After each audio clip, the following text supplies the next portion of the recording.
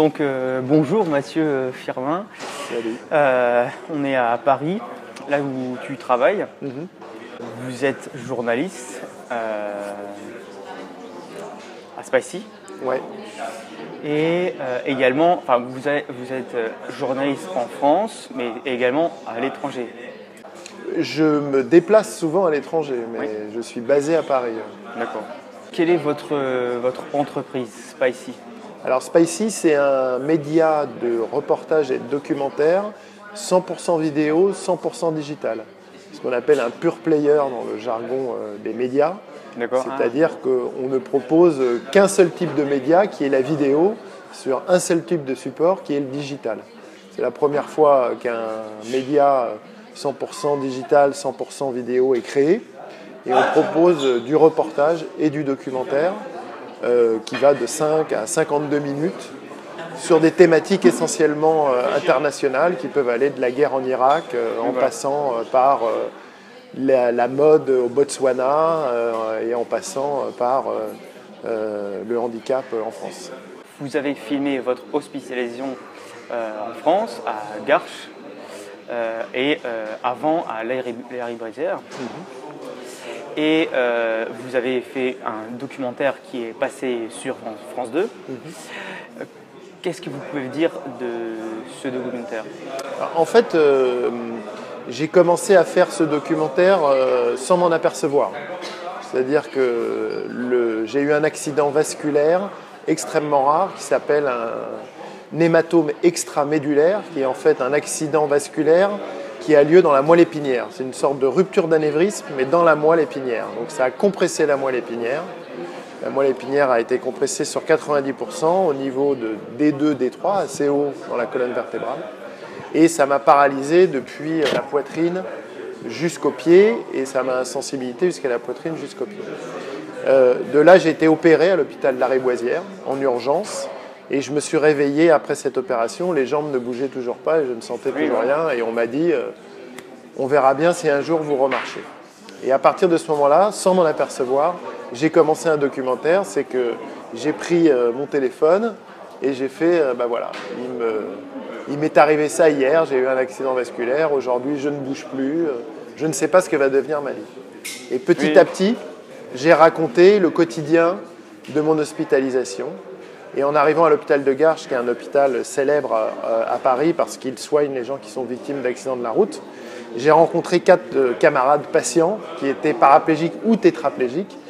Et avec eux, on a commencé à vivre un quotidien fait de rires, de pleurs, de joie, de tristesse. Et je me suis dit, il faut absolument que je raconte ce quotidien parce que c'est des jeunes comme vous et moi. Et parce que ça raconte le handicap comme, à mon avis, on ne l'a jamais vu. Donc j'ai fait ce documentaire sur 1 an, jusqu'à ma sortie de l'hôpital, jusqu'à ce que je puisse remarcher et que j'ai une autonomie. Et tu es bien. Enfin, moi, je te vois dans la rue, on ne voit pas que tu as eu un... Alors ça va dépendre des jours. Il y a des jours où je vais, en effet, ça ne se voit pas forcément au premier regard. Après, il y a des jours où je boite plus ou moins en fonction du froid, de la fatigue. Mais sinon, quand je marche normalement, personne n'est capable de dire que j'ai passé 2 ans à l'hôpital, que j'ai failli rester en fauteuil roulant, etc. Après, il y a des séquelles qui sont moins visibles, qui sont des problèmes de vessie, puisque quand on est paraplégique, souvent on a la vessie qui ne fonctionne plus, on a la sexualité qui fonctionne très mal. Le transit qui fonctionne mal, et puis après tout un tas de petites choses qui ne sont pas visibles mais qui sont des handicaps. Est-ce que tu as des problèmes de concentration? Non. Non. Quand on est touché au niveau neurocentral, uniquement au niveau de la moelle épinière, on a la chance, contrairement aux gens qui ont eu des AVC au niveau cérébral, de ne pas avoir de problème cognitif. Donc on n'a pas de problèmes de concentration qui sont directement liés au handicap. On a des problèmes de concentration parce qu'on est plus fatigué, parce que voilà, on lutte contre le handicap, donc ça peut amener des problèmes de concentration, mais ce n'est pas neurologique. Il n'y a pas de problème cognitif, ce qui est un énorme avantage, si je puis dire, comparé aux gens qui ont eu un accident vasculaire cérébral, qui eux peuvent être touchés physiquement et au niveau cognitif. Quelle aide avez-vous à l'hôpital public ou privé dans des associations? Alors, l'aide, quand on est blessé à la moelle épinière en France, il y a tout un protocole qui est mis en place immédiatement, quand c'est lié à un accident de la route notamment. Il y a un protocole qui est mis immédiatement en place, qui est qu'on est orienté vers un hôpital spécialisé en neurologie, qui dispose d'un IRM, qui dispose de chirurgiens neurologues. Et une fois que la pathologie est détectée et une fois que l'opération a lieu, on est immédiatement dans la foulée pris en charge par des services spécialisés en rééducation, que ce soit pour les accidents vasculaires cérébraux ou pour les accidents vasculaires liés à la moelle épinière. Donc moi j'ai bénéficié immédiatement d'un service neuro hyper spécialisé et qui très rapidement m'a cherché une place en centre de rééducation. En France, il y a tout un tas de centres de rééducation quand on est touché à la moelle épinière. Il y en a qui sont des centres de rééducation, ce n'est pas des hôpitaux à proprement parler, et il y a des centres de rééducation dans des hôpitaux, c'est le cas de Garches. Garches, c'est un hôpital et à l'intérieur, il y a un centre de rééducation. Et moi, je suis arrivé à Garches. Quand on est paraplégique, on y reste entre 6 mois et 1 an. Quand on est tétraplégique, c'est-à-dire quand on a les 4 membres touchés, on y reste entre 1 an et 2 ans. Et on bénéficie de soins de kinésithérapie tous les jours, 1 heure, de balnéothérapie, c'est-à-dire de soins en piscine 1 à 2 fois par semaine, d'ergothérapie, d'orthophonie, de soins psychologiques si on en a besoin, d'accompagnement à la reprise du travail, d'accompagnement à la reprise de la conduite. Il y a un gymnase à Garches où on peut faire du sport et il y a tout un tas d'associations parallèlement qui vous emmènent au musée, qui vous emmènent au cinéma, qui vous emmènent même faire du ski ou faire de la randonnée à l'issue de votre séjour à l'hôpital.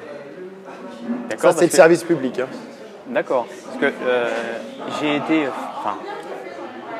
dans une station de ski à Avoria le week-end dernier. Je n'ai pas fait de ski, je faisais du surf, mais on n'a pas eu le temps de faire du ski. Mais je ne savais pas que les personnes publiques faisaient des centres de ski en fait. Alors en fait, à Garches, il y a une association, il y en a même 2, qui propose aux gens qui sont en fauteuil roulant ou qui ont eu des AVC de faire du ski. Mais en fauteuil, c'est évidemment plus difficile à imaginer. Aujourd'hui, il y a un dispositif qui s'appelle le bob, et en fait, c'est une sorte de coque montée sur des skis, et la personne paraplégique est mise dans cette coque, elle est bien attachée, et avec les bras, elle a 2 espèces de bâtons avec des petites spatules au bout qui permettent de diriger le bob. Ce qui est très difficile quand on est paraplégique, c'est que souvent on n'a pas d'abdominaux. Donc pour avoir de l'équilibre, c'est toute une histoire, mais c'est justement l'apprentissage.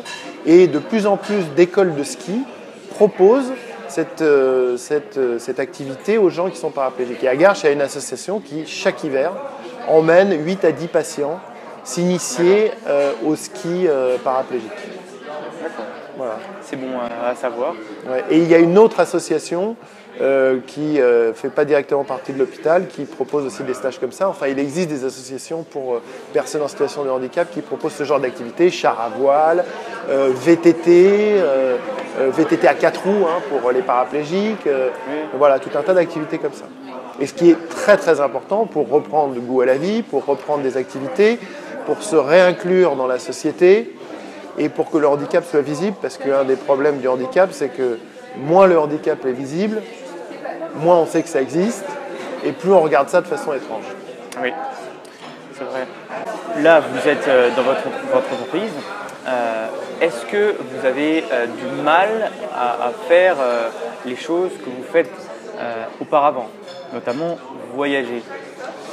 Alors oui et non, c'est-à-dire que j'ai la chance de pouvoir refaire à peu près tout ce que je faisais avant, mais avec des petits obstacles. Voyager, quand je prends l'avion plus de 2 ou 3 heures, je suis obligé de me faire des piqûres d'anticoagulants parce que après mon accident, j'ai fait une embolie pulmonaire. Donc aujourd'hui, je risque de refaire une embolie pulmonaire, donc il faut que je fluidifie mon sang. Donc pour monter dans un avion au-delà de 3 heures, je dois me faire des piqûres. Ensuite, ma vessie ne fonctionne plus, c'est-à-dire que je ne suis plus capable d'uriner par moi-même.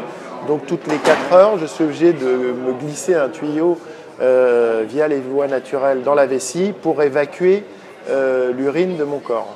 Donc ça, c'est un gros handicap parce que quand je pars en voyage, je suis obligé de partir avec des sondes. Et des sondes, j'en utilise environ 5 ou 6 par jour. Et si je pars une semaine, il faut que j'ai une marge de manœuvre, donc il faut que j'en amène le double, donc 70, ça prend de la place. Donc ça, évidemment, je ne peux pas faire comme avant. Il se trouve que j'ai une vessie qui est capricieuse, donc parfois elle fait des fuites. Donc socialement, quand tout d'un coup on se met à avoir un pantalon taché, c'est pas très agréable. Et en plus, je mets mes reins en danger, donc il faut que je fasse attention à ça. Après, je n'ai pas récupéré la marche que j'avais avant, c'est-à-dire que je ne peux plus courir le 100 mètres comme Usain Bolt, parce que je ne faisais pas. Tu peux courir ou pas? Ou je peux courir, mais là, pour le coup, quand je vais courir, ça va se voir que j'ai un vrai problème de mobilité. Donc, avant, je faisais des reportages qui étaient parfois risqués, où il fallait pouvoir courir très vite. Maintenant, ça, je ne peux plus le faire. Je faisais des reportages en montagne. Ça, je ne suis pas sûr de pouvoir le faire. Donc, ma vie a quand même changé. Je peux faire à peu près tout ce que je faisais avant, mais de façon diminuée. D'accord.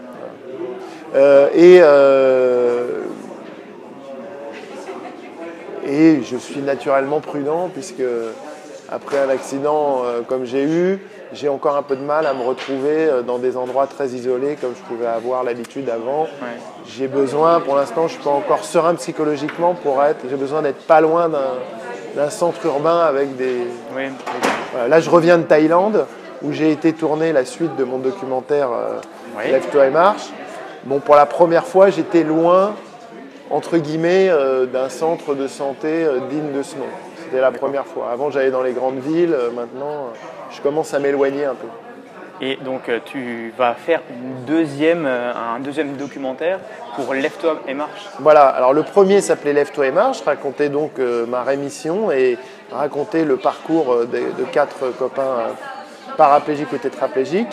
Et aujourd'hui, dans le deuxième épisode, je vais raconter beaucoup plus ce que sont devenus mes amis que moi. Moi, je raconterai un petit peu ce que je suis devenu.